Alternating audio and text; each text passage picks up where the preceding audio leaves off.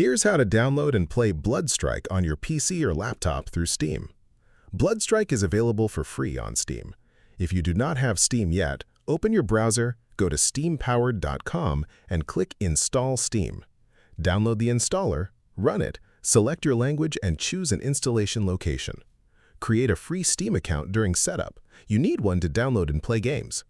Once Steam is open and you are logged in, click the search bar and type Bloodstrike. Select the game from the results, scroll down and click Play Game.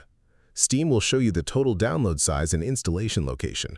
If you want to change the drive, click the gear icon and select a different drive.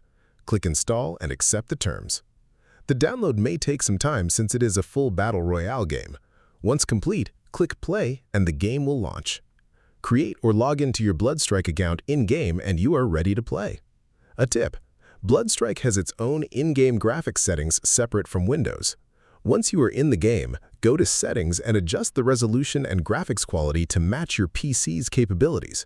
Running it on settings that are too high for your hardware causes lag even after a smooth installation. If this helped you out, hit that subscribe button for more straight-to-the-point tutorials on Step by Click.